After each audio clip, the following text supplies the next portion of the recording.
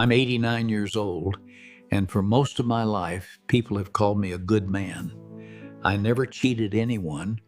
I never broke the law. I never raised my voice without a reason. If you asked anyone who knew me, they would say the same thing. He's a decent man, always has been. And for a very long time, I believe that was enough. I believed that being a good man meant I was living a good life. That as long as I avoided doing wrong, everything else would somehow fall into place. But there's something no one tells you when you're younger. Due to something I had to learn far too late. You can be a good man and still fail the people who needed you the most. I didn't learn that lesson in my youth. I didn't learn it when I was building my career or when I was raising my family, or even when I first started noticing the silence growing inside my home. I learned it much later, when there was nothing left to fix. I had a son, his name is Daniel. When he was little, he used to wait for me by the door every evening. I can still see it clearly if I close my eyes. I would come home from work, tired, distracted, my mind still stuck in everything I hadn't finished that day. And there he would be, standing there, sometimes bouncing on his feet, sometimes holding something in his hands. A drawing, a small toy, a piece of paper filled with crooked lines and bright colors that meant the world to him. Something that happened at school, something he saw, something he couldn't wait to tell me.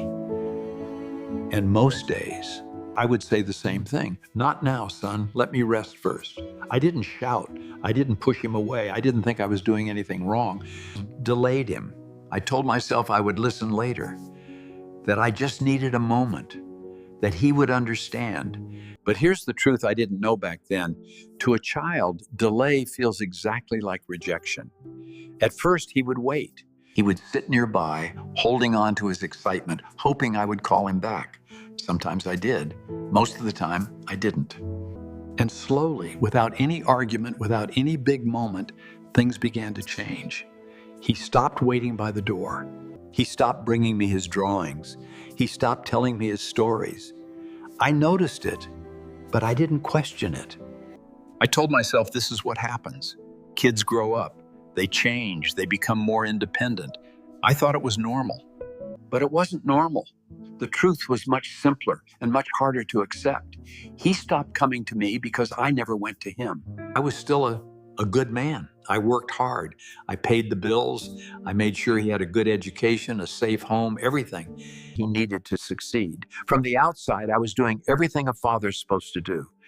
But I missed the one thing he actually needed most. Me. Not my money, not my plans, not my intentions, my presence.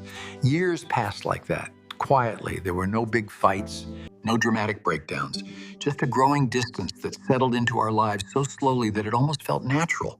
We lived in the same house, but we were no longer living the same life. I remember one evening when he was about 17. He stood in the doorway, not the way he used to as a child, excited and full of energy, but hesitant, like he wasn't sure if he should even be there. He looked at me and said, "Dad, I don't know how to talk to you." I laughed, not because it was funny, but because I didn't understand a weight of what he was saying. "What do you mean?" I asked. "I'm right here." And then he said something that has stayed with me ever since. "You're here, but you're not really here." At the time, I didn't know what to say, so I said nothing. I let the moment pass, just like I had let so many others pass before it. But now, at 89, I understand exactly what he meant. Being there physically is not the same as being present. You can sit in the same room with someone and still be completely absent from their life. After that, things didn't explode. There was no argument that forced us to confront the distance between us. Instead, it continued the same way it always had. He moved out when he was older, started his own life, built his own routines, his own world. And I told myself, What most people tell themselves in moments like that, this is normal. This is how life works. And in a way, it is.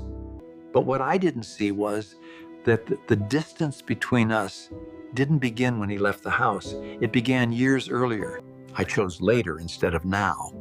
We still talk sometimes, once every few weeks, but the conversations are short. How are you? I'm fine. That's good.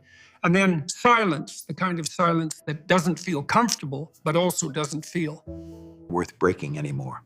I sit here now at 89 trying to remember the last real conversation we had, the kind where time disappears. where you feel connected, where words actually mean something, but I can't remember, and that's the part that hurts the most. People think regret comes from big mistakes, from obvious moments you can point to and say, that's where it all went wrong. But that's not how it works. Regret comes from the small moments you didn't think mattered, the times you said, not now, the times you believed there would always be another chance, the times you chose being busy over being present. I was a good man, but I was not a present father, and that difference cost me more than I ever imagined it would. Now I have time, more time than I ever had when I was younger. Unstructured, uninterrupted time, the very thing I spent my entire life working toward. And now that I have it, I don't know what to do with it. The house is quiet, not the peaceful kind of quiet, but the kind that reminds you of everything that used to fill it. Sometimes I find myself looking at the door, remembering the way he used to stand there as a child, waiting for me, and I ask myself a question I can't answer. What would have happened if I had just stopped, even for 5 minutes, and listened? Would things be different? Would we be closer? Would he still feel like he could come to me? There's no way to know now, and that's the hardest part about time. You don't realize it's Value while you have it, and once it's gone, it doesn't come back. Sometimes I think about going to see him, not calling, not sending a message. just showing up at his door and saying, I'm here now. But every time I imagine that moment, another thought follows right behind it. Value while you have it, and once it's gone, it doesn't come back. Sometimes I think about going to see him, not calling, not sending a message, with the understanding that being a good man was never the full answer. If you're listening to me right now, don't make the same mistake I did, just showing up at his door and saying, I'm here now. But every time I imagine that moment, another thought follows right behind it. Doing wrong, they measure it by what you gave them, your time, your attention, your willingness to stop and truly be there. Those are the things that stay. Those are the things that matter. Everything else fades.